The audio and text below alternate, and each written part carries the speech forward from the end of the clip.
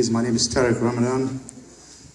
I'm with the Muslim Association of Canada, called MAC, and I'm very happy to be here this evening with you.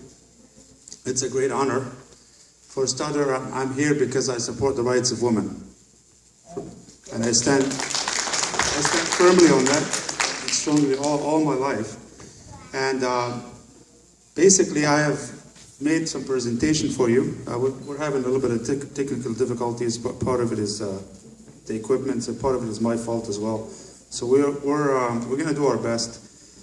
And I'm speaking to you this evening, as I was told, it's the issue of ending violence against women. And as many of you know, March 8 marked 100 years of Women's International Day. So now when we look at the issue of women and violence, one will definitely come to an understanding that it's not really a new issue. It's an old issue. It's been around for a long time. And apparently, certain laws and certain regulations, certain religions try to work with this issue as time goes by. And I'm speaking from an Islamic point of view that the religion of Islam was one of the most successful ideas to end violence against women. And for over almost 1400 years now or over, Islam has given the Muslim woman the right, four rights that was neglected way before Islam. Islam has given the woman the right to choose the person that she marries, the right to inheritance, the right to divorce, the right to own businesses, to own properties, the right to sign on her own properties and all documents without the authorization of a husband. Many, many, many rights. And today, we are living in a world where we hear that there's escalating violence against women.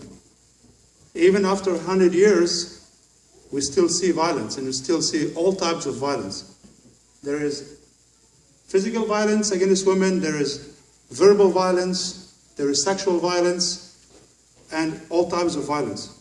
Now, if I may go on the first slide here, and that speaker is kind of in my way. I'm just going to go here 1 second.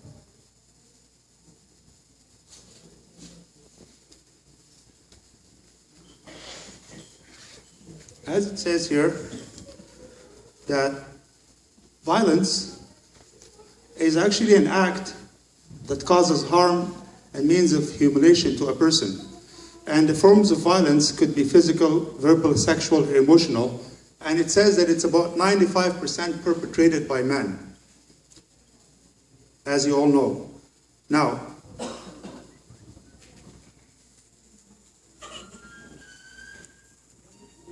violence itself as an act comes in many different forms, ladies. Comes in a gender-based violence, comes in a military violence, and comes in a state violence, comes in all different forms of violence. So as we go along, one would understand that women have to do something about it. So women came a long ways to try and do something about it, especially in the last 100 years. So women actually tried their best to secure their position in society, secure their rights, and so on. And they actually came a long way, but the problem has not been solved. So there's still all kind of violence taking place. United Nations has actually came up with many amendments and laws, and we can see that United Nations has given a statistics about what's going on in the world today. And the statistics shows that women of this date, this very day, are still fighting and struggling.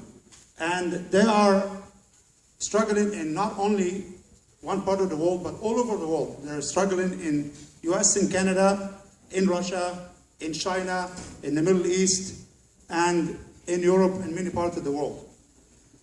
So we ask here, the question is that, as we were told, it's based on gender, based on male, being the stronger, being more politically inclined, and so on. The question that I have for you ladies, if you were to share this world with some other creature other than man, just imagine for yourself that you're sharing this world with an alien or somebody other than man. I'm trying to put your hands on the cause of the problem. Man is the problem, I agree. Man steps on your rights, they violate your rights, they do all kind of stuff to you. That's already been established, we're not going there. As it says, 95% is perpetrated by man. But I want you to picture yourself living in a world where you have somebody else other than man. But this creature bears the same characteristic as man, lives like man. I'm pretty sure that your problem will not be any less, might be even worse. So here's the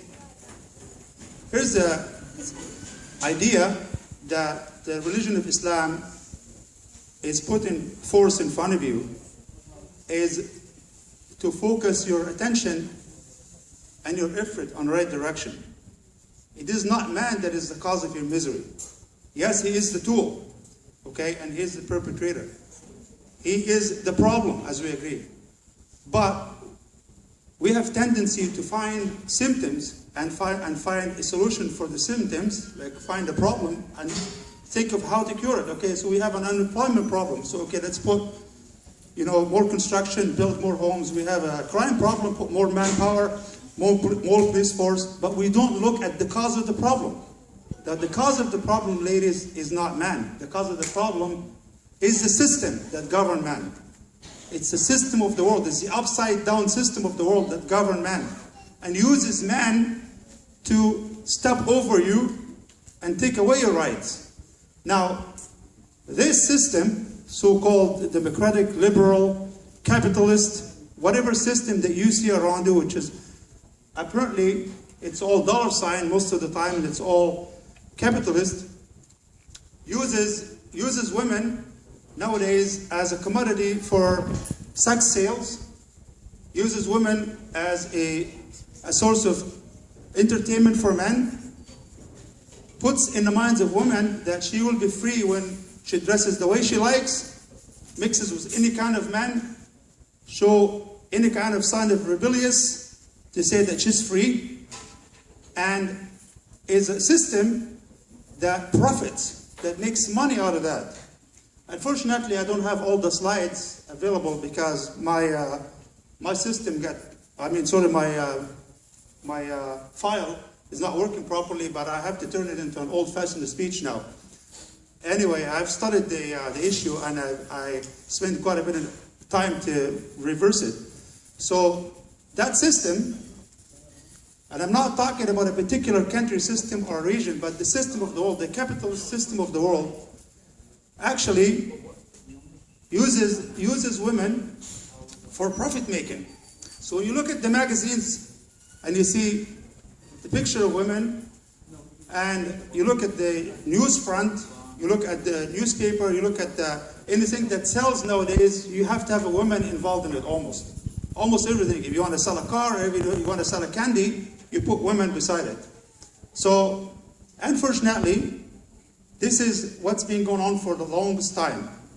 And especially the issue of personal freedom that has been misunderstood and literally taken out of context by women, that they put in the minds of women that, okay, in order to be free, then you have to have freedom of everything, and also freedom of sexual revolution. So women can dress any way they want, mix with any man, as I said, but at the same time, endangering themselves of being in such a difficult position that they cannot withdraw back. So what do you see nowadays on television, and what do you see on news agencies, on satellites and internet, more than sex sales and exploitation of women? The sex industry, just for your information, and I don't mean to hurt your feeling, is reported in 2012, guess how much? In 2012, last year, worldwide reported that they have made $55 trillion out of women's body under what is called freedom of women.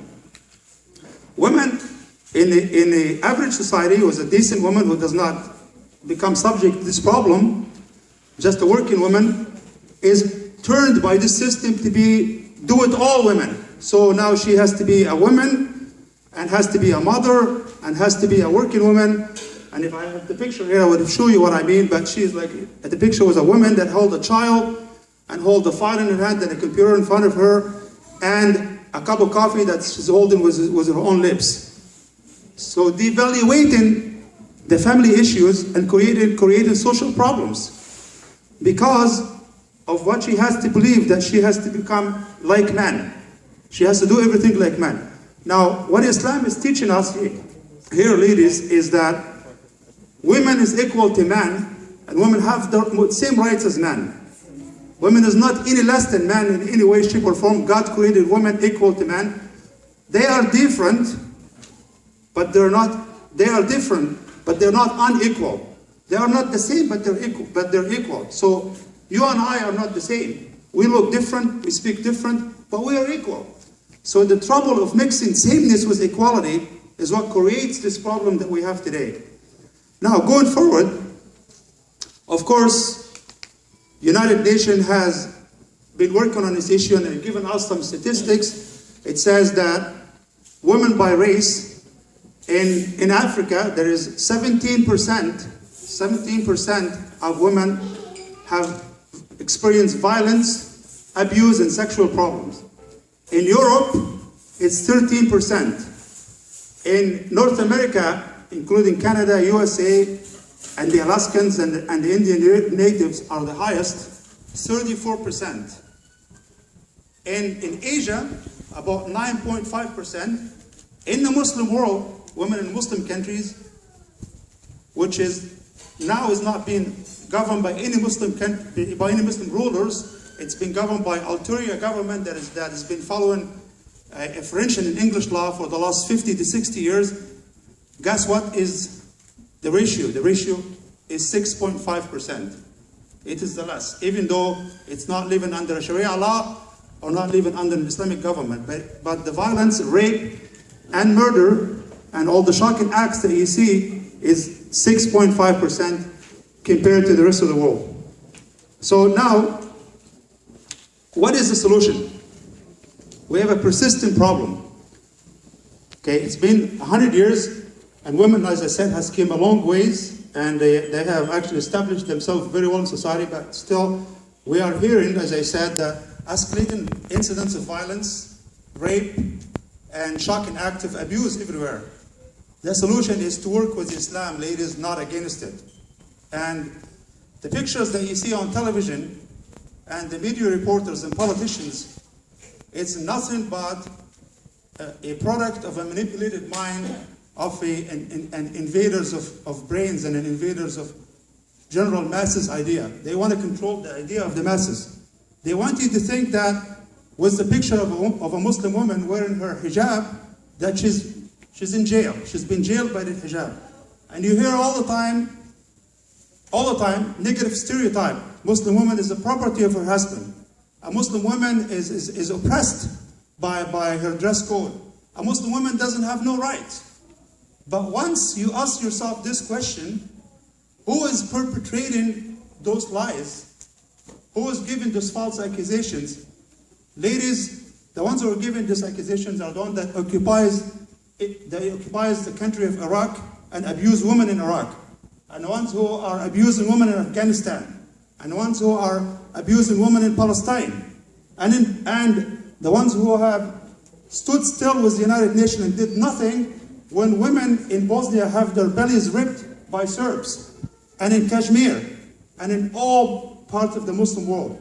The ones who are perpetrating those messages and want you to believe it are the profiteers of the world, are the ones that makes money out of women and the ones who want to occupy this part of the world for several reasons.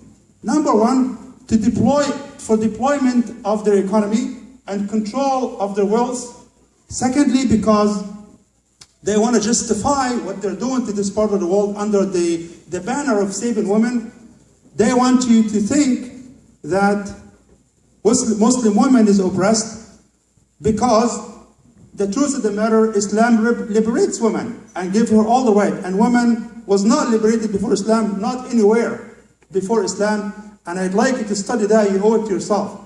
For the last 100 years that we're celebrating in Muslim Women's Day, we're also celebrating 100 years of rape and violence for Muslim women, occupation of their lands, and so on, because simply the ones who control our world today, ladies and gentlemen, are ones who does not want you to move ahead, who does not want you to follow any system that will protect you and protect your dignity.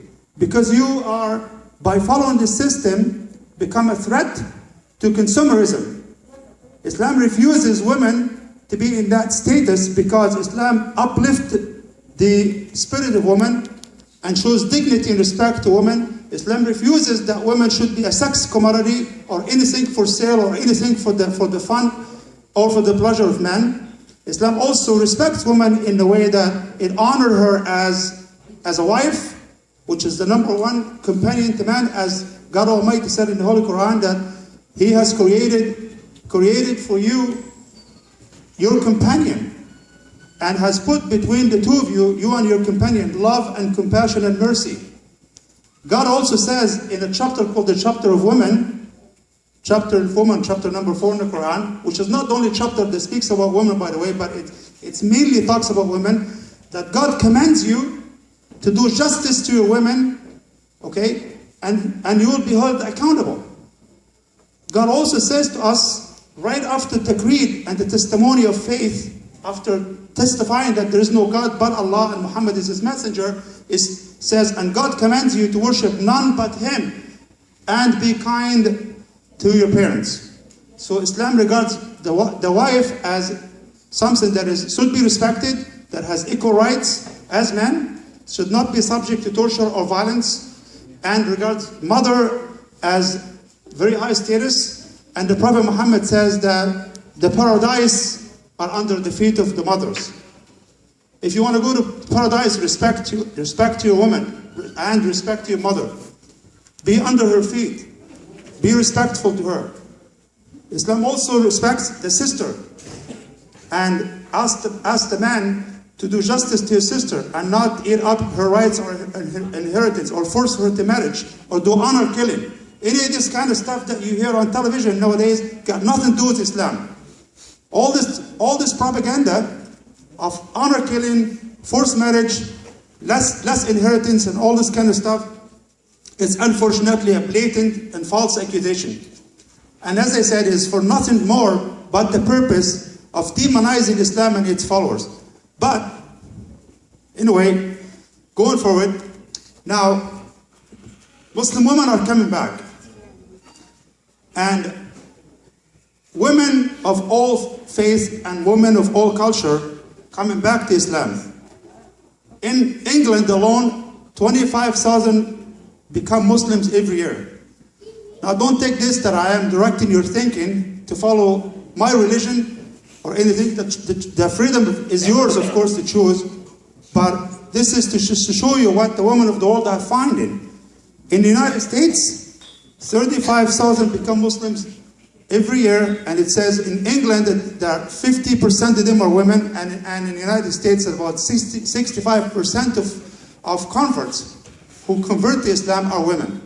In Europe, even in Russia, in Germany, in many countries. The point is this: if Islam is such a horrible religion and oppresses women, as they say, why would any woman who lives in a free society like the United States or England would join a religion that oppresses her and take away her right? But they have seen it for themselves, ladies, that what they've been told and what they heard is absolutely not true. I got a couple more points, and I'm going to be done here. Now, as we said earlier, that every woman owed to herself to check and see what Islam has to offer, because it did liberate the women, and it did guarantee the rights of women. And in today's world, it is really the only way out and the only solution to violence.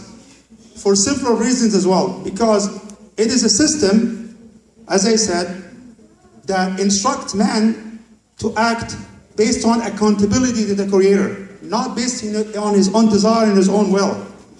It is a system that elevates the woman to a status of respect. And it is a system that protects women in every way, that if she doesn't have to work, she doesn't have to work. Somebody has to look after her. If she has to be home to look after her children, she doesn't have to provide for the children, it's the husband that has to.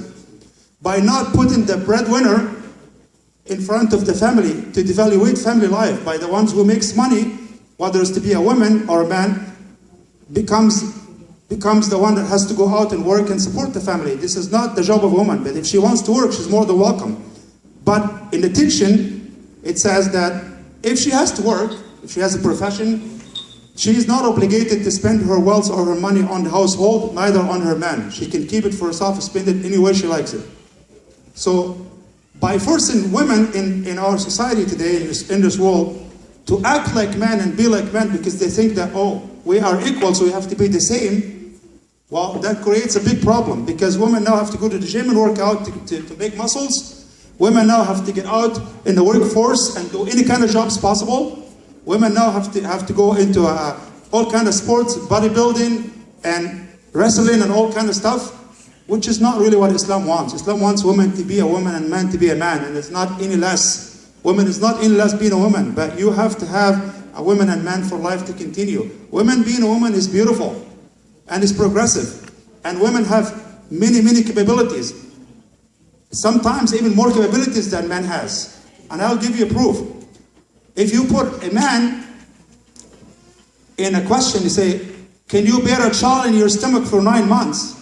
I don't know how many men will say yes to that. And even if they say yes, and you put them to the test, they will fail miserably because they're not equipped to bear children. They can't handle it. They can't even put a pillow on their stomach for 9 months. But women is strong enough to handle it.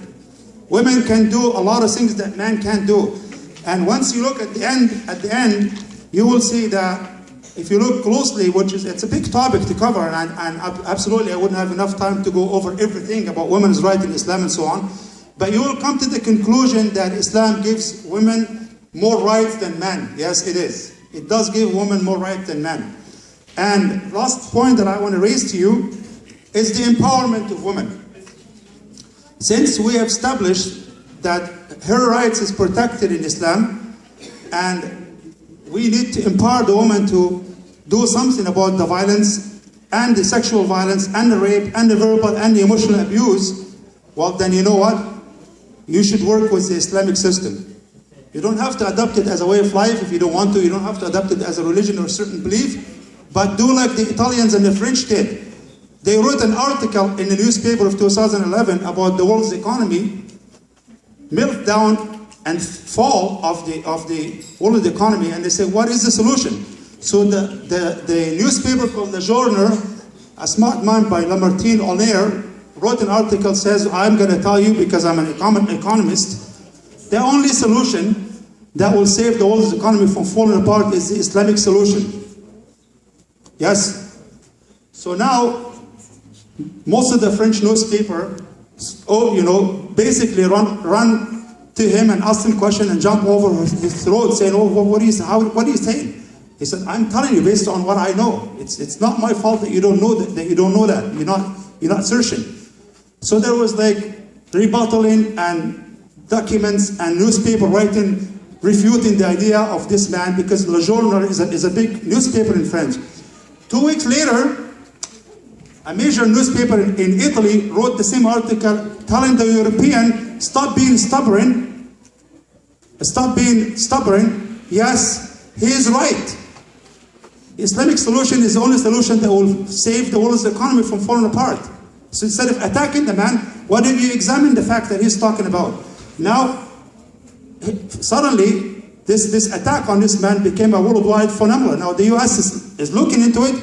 England is saying that the most successful banking industry is Islamic banking and so on. I'm not bringing this from my own, I'm bringing this from fact. Same with women, ladies. when you look, this is an issue that's not been looked at, unfortunately, because as I said, all the propaganda and the negative stereotypes.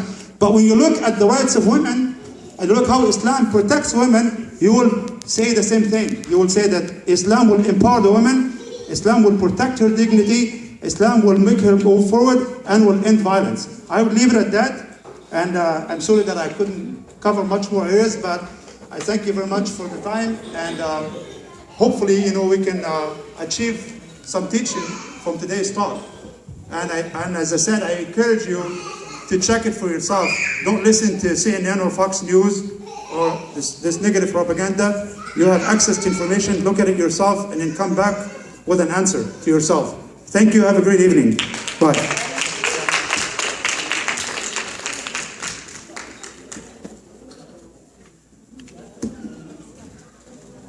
So I'll be here for a few minutes if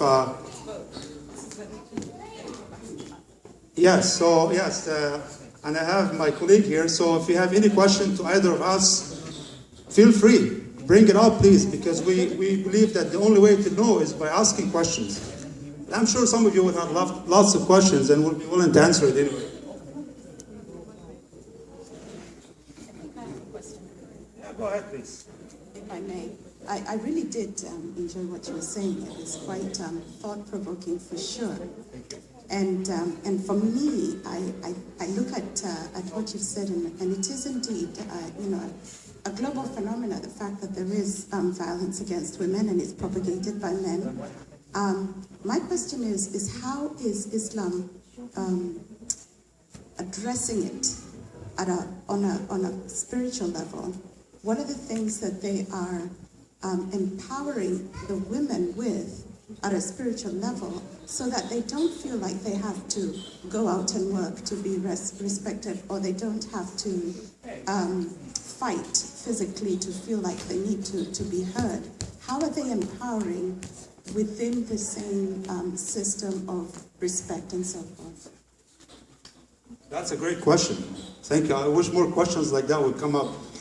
First of all, now looking at the empowerment of women from an Islamic perspective based on a belief system, as the sister was saying, one would see, you have to really look into the base of it, the base of the belief in the creed system, that Islam does not believe that women are the fault of what's going on in the world. Women are not less than men because they have been punished by pregnancy, or because the woman is basically a sinner, and so on. Islam negates all these ideas. Even when it talks about Adam and Eve in the beginning, God Almighty said that they both made a mistake, they both repented, and they were both forgiven.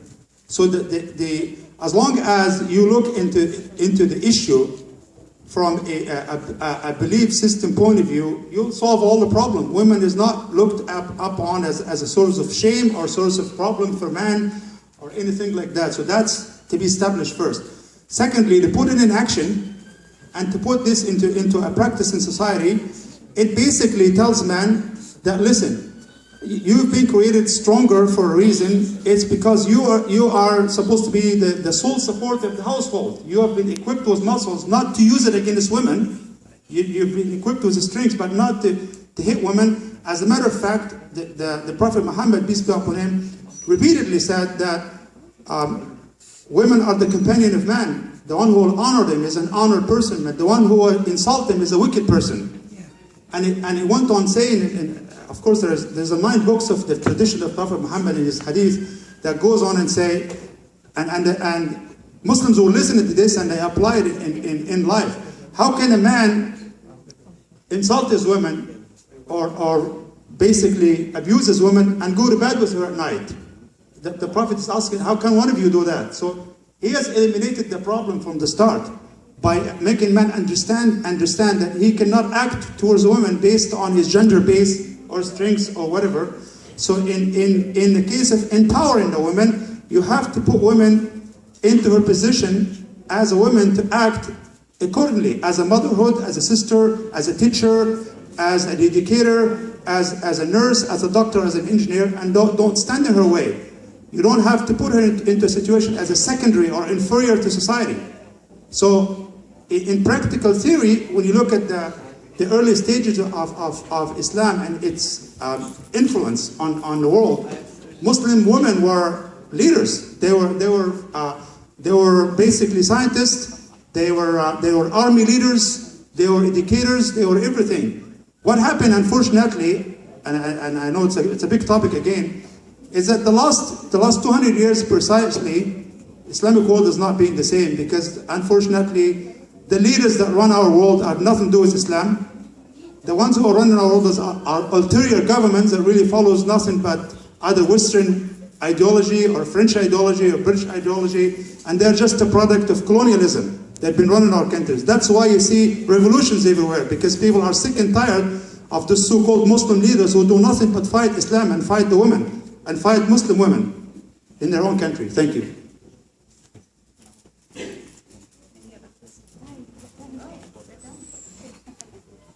Want to ask another question? I don't know. Somebody else? I asked because I didn't see any other question. Because Mr. Peter, he's in hurry, he have another appointment, and we don't like to wasting his time. I did something, if anyone notices in my program, I say BM, Peter Julian, and I wish one day you will be the BM for Canada, inshallah. I pray for you to be that person. Welcome, Mr. Peter Julian. Tell us what is done in the level of the government regarding to the women abuse. And I would like to say thank you so much. Thank you so much, Brother Tariq. I really appreciate what you've done. Thank you so much. Thank you very much, sir. Good to meet you. Salam. جزاك الله خير And I would الله like يحفظك to wish